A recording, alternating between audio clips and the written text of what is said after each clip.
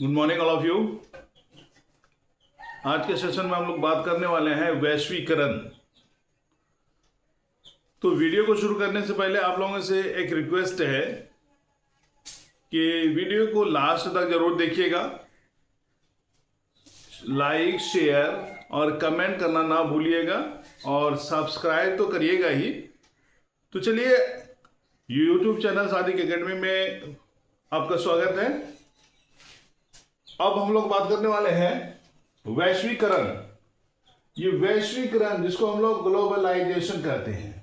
वैश्वीकरण क्या होता है?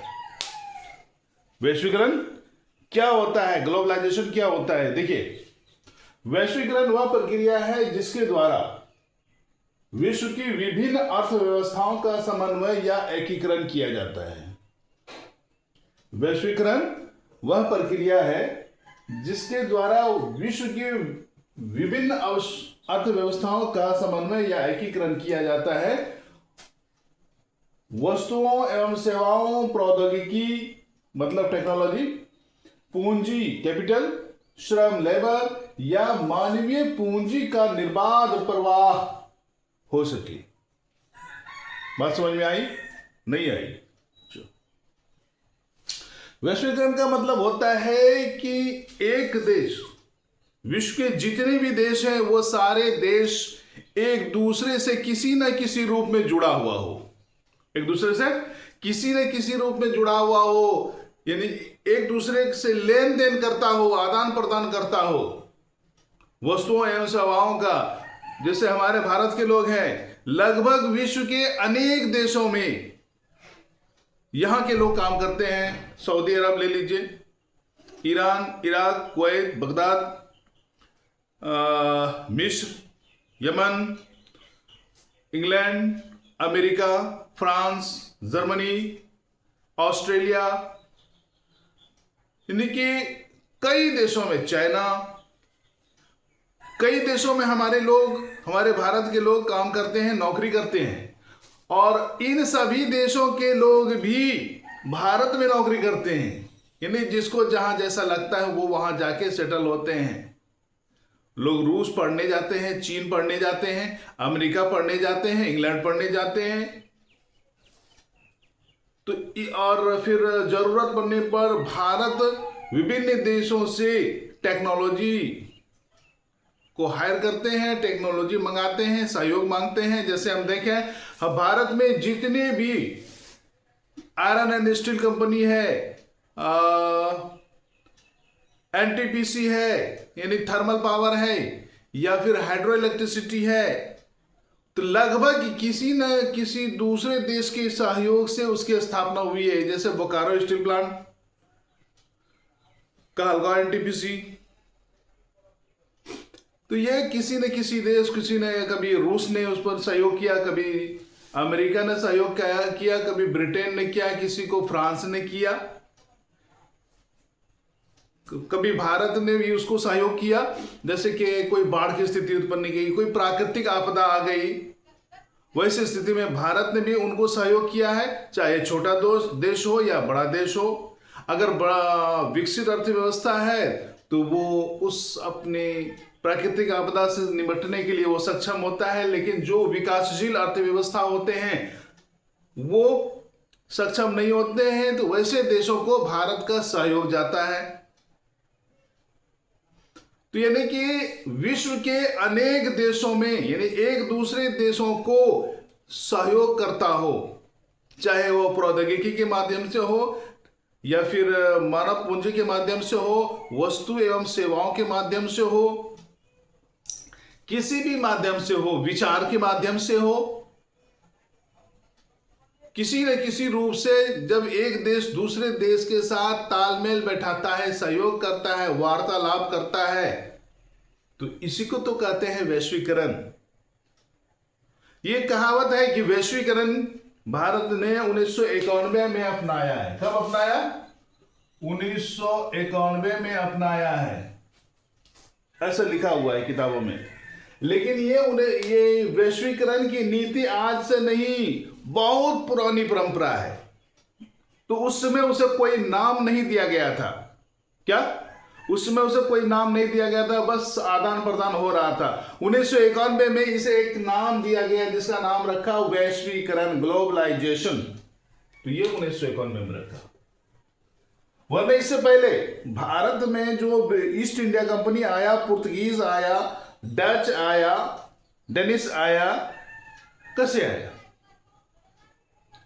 और वो अपना आके यहाँ पे व्यापार किया और यहाँ से वस्तु खरीद कर फिर विदेशों को, अपने देश को ले गया और पश्चिमी देशों में उन्होंने उसको बेचा और काफी मुनाफा कमाया।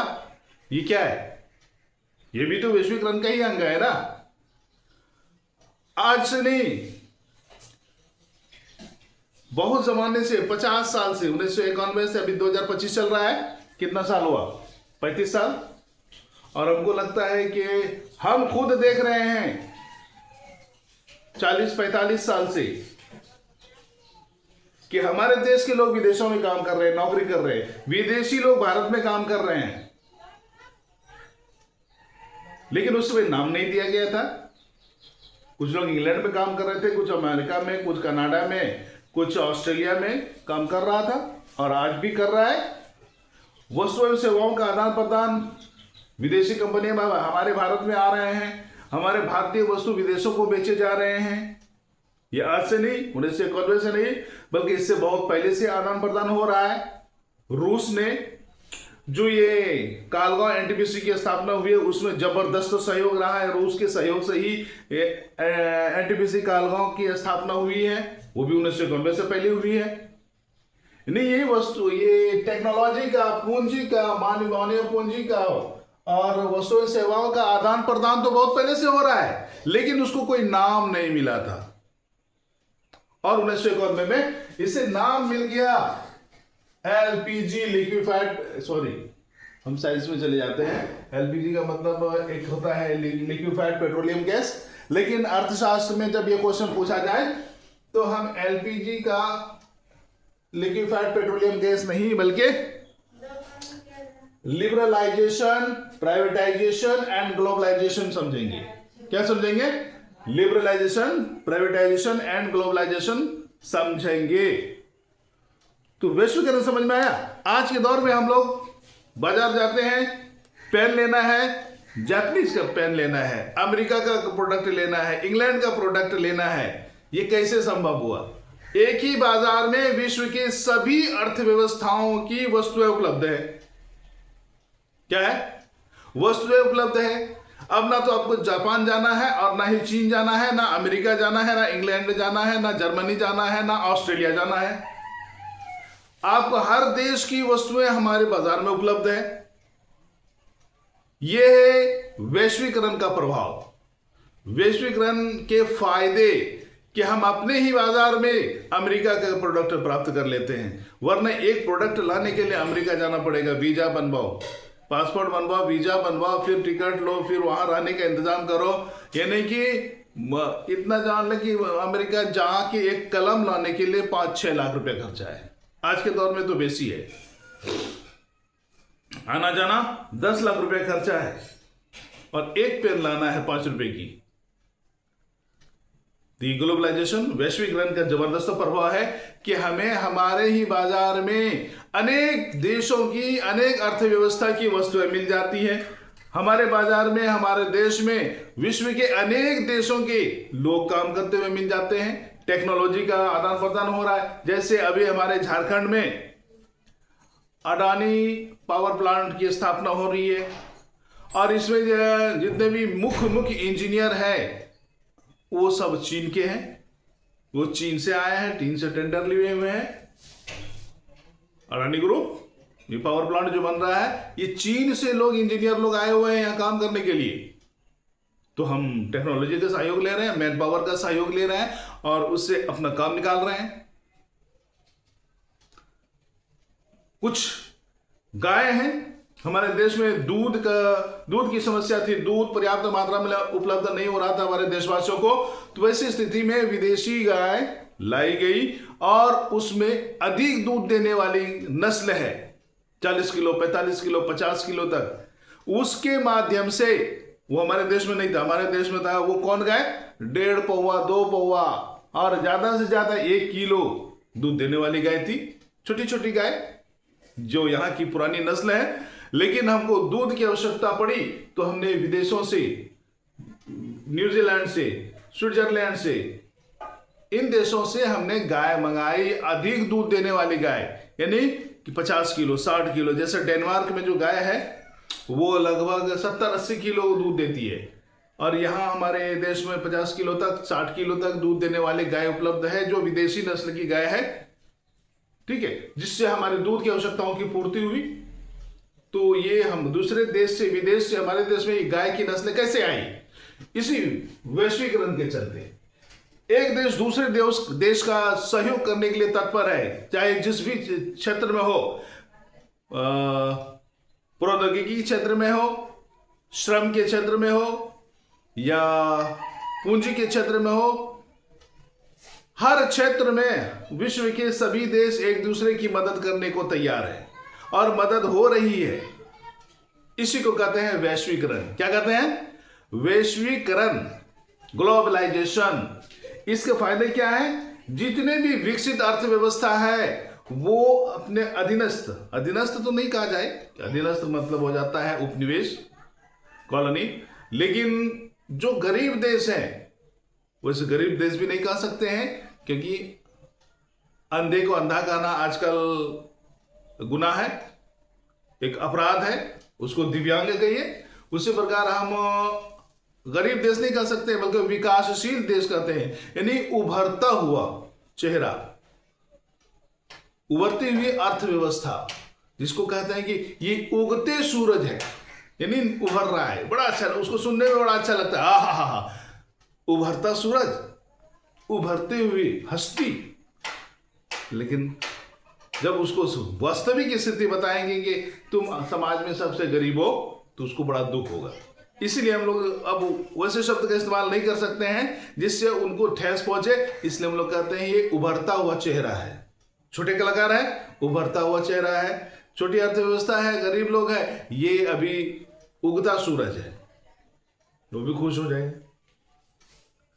तो विभिन्न प्रकार से जब हम एक दूसरे की मदद करते हैं, चाहे जिस भी क्षेत्र में हो, तो इसी को ग्लोबलाइजेशन कहते हैं। क्या कहते हैं?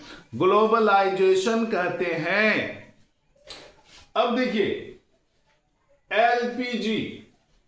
एलपीजी में ये देखिए,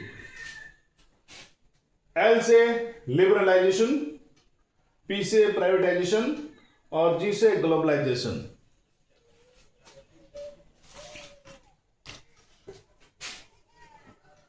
अब देखिए इसको, ये तीनों मिलके L plus P equal to क्या होता है? G। जब लिबरलाइजेशन और प्राइवेटाइजेशन आपस में मिलता है, तब ग्लोबलाइजेशन अस्तित्व में आता है। यानी इसको क्या कहते हैं? लिबरलाइजेशन, उदारवादी नीति, उदारवादी, और ये उदारीकरण,